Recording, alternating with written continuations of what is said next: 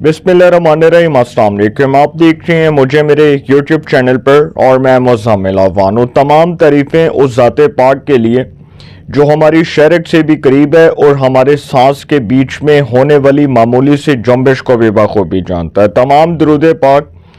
नबी आखिरुज़्ज़मा हज़रत मोहम्मद मुस्तफ़ा अहमद मुश्तबा सल्लल्लाहु अलैहि वसल्लम की ज़ाते पाक पर,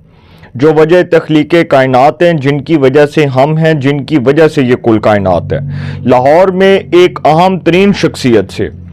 लाहौर से ताल्लुक़ रखने वाले सीनियर सहाफ़ियों की मुलाकात हुई है और ये जो अहम तरीन शख्सियत हैं ये पाकिस्तान के इंतहाई ताकतवर हल्के, जिनको आप कह सकते हैं कि पाकिस्तान की सिक्योरिटी इस्टेब्लिशमेंट, उनसे इनका ताल्लुक़ है और ये पाकिस्तान की एक बहुत ताकतवर शख्सियत है जिनसे पाकिस्तान के नामवर सहाफ़ियों की मुलाकात हुई और ये लाहौर में मुलाकात हुई है। अब इसमें बहुत से तज्ज़िया निगार, बहुत से सहाफ़ी मौजूद थे। इस मुलाकात में क्या डिस्कशन हुई, बिलखसूस खान साहब का जो मामला है उसको इस मुलाकात का एक सेंटर पॉइंट करार दिया जा रहा है और बहुत से जो तज्ज़िया निगार है, देखें हर शख्स की जो सोच है वो डिफरेंट होती है दूसरे शख्स से। तो इस मुलाकात में बहुत से लोगों ने खान साहब के मामले पर भी बात की और बहुत से लोग ये समझते हैं, क्योंकि जिनको इमरान खान साहब की मोहब्बत का बहुत ज़्यादा दर्द उठ रहा है और जिनको इमरान खान साहब की जो इस वक्त जेल में कंडीशन है वो बड़ी तशवीशनाक नज़र आ रही है, उन्होंने भी इन मामलात के ऊपर बड़ा खुलकर बात की। और उसमें एक चौधरी गुलाम हुसैन साहब भी थे जो एयरवाई न्यूज़ के तज्ज़िया निगार हैं। और इस मुलाकात में वैसे मैं तमाम चीज़ें आपके सामने रखूँगा, A to Z मैं आपके साथ डिस्कशन करूँगा। इस मुलाकात में दरअसल जो मेन चीज़ें जो डिस्कस हुई हैं वो नेशनल एक्शन प्लान पर और फिर जो पाकिस्तान के सरहदी मामलात हैं, बिलखसूस जो दहशत गर्दी से मुतल्लिक दरपेश चैलेंजेस पाकिस्तान की हकूमत को और फिर पाकिस्तान की रियासत को हैं, उस पर बड़ा तफसीलन जो है वो बात हुई और उस पर खुलकर इज़हार ख्याल किया गया। और फिर उन्होंने ब्रीफिंग दी। वो जो शख्सियत थी जिनका सिक्योरिटी मामलात से बहुत गहरा ताल्लुक़ है, जो इंतहाई अहम सिक्योरिटी ओहदेदार बताए जाते हैं, उन्होंने फिर सहाफ़ियों को ब्रीफिंग दी। अब इन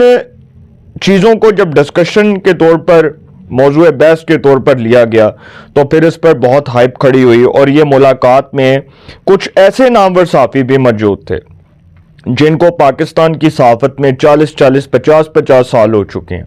जिसमें हमारे उस्ताद मोहतरम जनाब मुजीबुर रहमान शामी साहब, उसके बाद सलमान गनी साहब और बहुत से लोग जो हैं इस मुलाकात में बताया जाता है कि मौजूद थे। और बड़े जो यंगस्टर्स जो पॉलिटिकल एनालिस्ट हैं वो भी इस मुलाकात में मौजूद थे। अब ये मुलाकात करने वाले सहाफ़ियों में पाकिस्तान के जो नामवर सहाफ़ी हैं जनाब मुजीबुर रहमान शामी साहब, हसन नसार साहब, कामरान शाहिद साहब, मंसूर अली खान एक बड़े प्रोमिनेंट न्यूज़ एंकर हैं, मुनीफ फारूक साहब बहुत प्रोमिनेंट न्यूज़ एंकर हैं, इरशाद अहमद आरिफ साहब। इरशाद अहमद आरिफ साहब जो हैं ये पाकिस्तान के प्रिंट के, पाकिस्तान की जो प्रिंट है ना, पाकिस्तान का जो प्रिंट मीडिया, उसके एक बड़े नामवर सहाफ़ी हैं, बड़े सीनियर कॉलम नवीस हैं। इफ्तिखार अहमद साहब जियो पर आप इनको देखते रहे हैं जवाबदेह में, अब समान न्यूज़ पर होते हैं। सईद चौधरी साहब जो है, इनका माशाल्लाह यूट्यूब चैनल भी है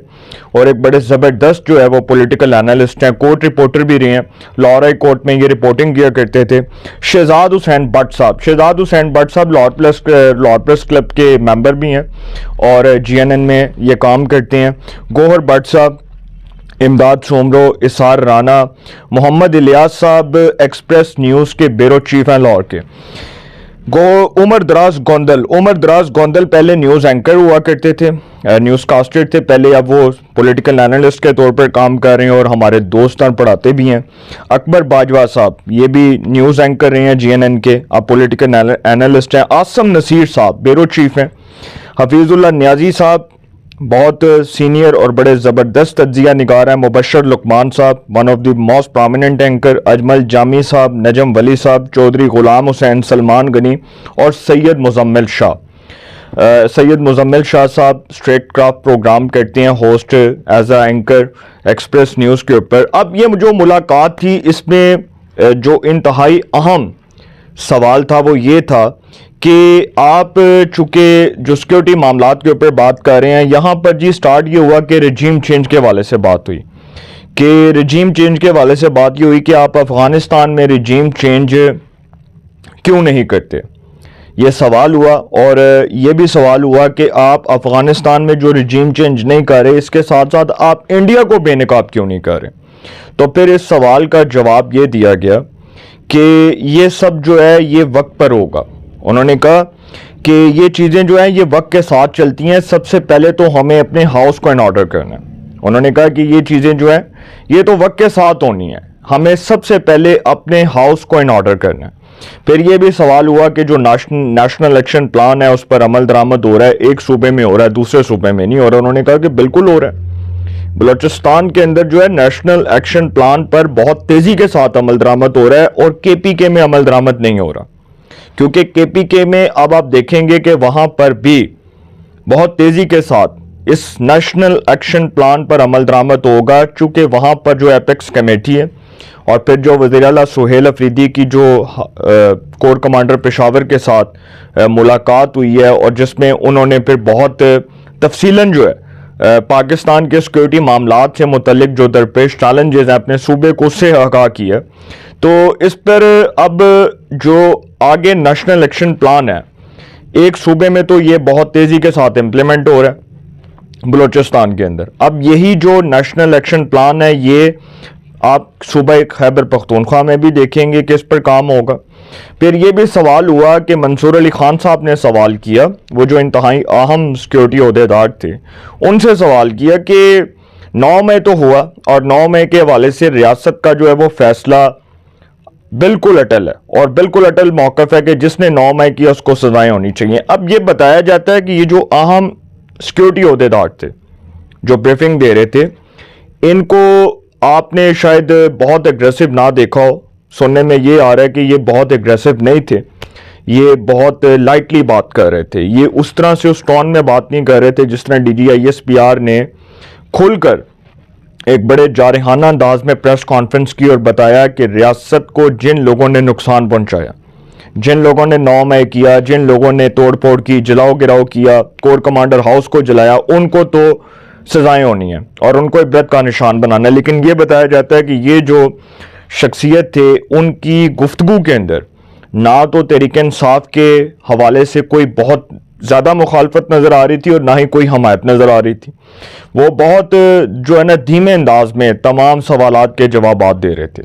और फिर ये भी सवाल हुआ कि खान साहब से मुतल्लिक जो है वो बहुत से पॉलिटिकल क्वेश्चंस किए गए और कुछ लोगों ने यहाँ भी ये भी कहा कि जी खान साहब चूँकि जेल में है, पाकिस्तान के एक बहुत प्रोमिनेंट लीडर जेल में है, और फिर उस पर जो है वो बहुत से जो सवालात हैं उनके जवाबात देने से गुरेज भी किया गया, क्योंकि जो पाकिस्तान की इस्टेब्लिशमेंट है उसका ये दरअसल टॉपिक नहीं है कि खान साहब के मामलात क्या हैं, उसका टॉपिक पाकिस्तान के सिक्योरिटी चैलेंजेस, पाकिस्तान के सरहदी मामलात हैं। उसका जो असल चैलेंज है वो यही है कि सिक्योरिटी मामलात को कैसे बेहतर किया जाए। पाकिस्तान की जो नेशनल सिक्योरिटी पॉलिसी है जो गवर्नमेंट ने और पाकिस्तान की स्टेट ने मिलकर बनानी है, उसके वाले से जो दरपेश चैलेंजेस हैं उसके वाले से तफसीली तबादला ख्याल किया जाए। ये पाकिस्तान की सिक्योरिटी मामलात जो हैं उसको जो दरपेश चैलेंजेस हैं उसके वाले से ये असल जो है ना ये टॉपिक्स इस पर बात होनी है। ये बात नहीं होनी कि खान साहब का मामला क्या है। देखें खान साहब का जो मामला है, अब बहुत से लोग ये सवाल कर रहे हैं कि अगर खान साहब बाहर आ जाते हैं, और बहुत से लोग ये समझ रहे हैं कि इसका मतलब कि पसे पर्दा कोई डील हो रही है। तो इसका मतलब कि सर अगर कोई पसे पर्दा डील हो भी रही है तो खान साहब को माइनस इमरान के तौर पर ही फिर डील होगी, क्योंकि खान साहब को तो पाकिस्तान की इस्टेब्लिशमेंट अब उस तरह से नहीं देखना चाहती जिस तरह से खान साहब आए थे। और फिर जनरल बाजवा जिस मेहनत के साथ, जिस लगन के साथ उनको लाए, और जिस तरह से जनरल बाजवा ने खुद कहा था कि हम इमरान खान साहब की सूरत में एक तजर्बा करना चाहते थे और हम समझते थे ये बड़ा कामयाब तजर्बा है, क्योंकि जो उन्होंने शाहिद मैतला को इंटरव्यू दिया था उस इंटरव्यू में जनरल बाजवा ने बारहा ये बात की थी कि इमरान खान साहब जो हैं उनके वाले से पाकिस्तान की इस्टेब्लिशमेंट का मौक़िफ़ ये है कि भाई हमने इनको इक़्तिदार में लाना है। और फिर बाजवा साहब ने कहा कि जब हमने देखा कि खान साहब तो बड़ी बुरी तरह फेल हो रहे हैं और बड़ी बुरी तरह जो है उनकी हुकूमत जो है कोलैप्स कर रही है और उसको बहुत बड़ा डैमेज हो रहा है और फिर वो उस तरह से डिलीवर नहीं कर पा रही, तो फिर बाजवा साहब ने कहा कि फिर लोगों ने हम पर उंगलियां उठानी शुरू कर दी। اب کی جو پاکستان کی موجودہ اسٹیبلشمنٹ کی قیادت ہے وہ تو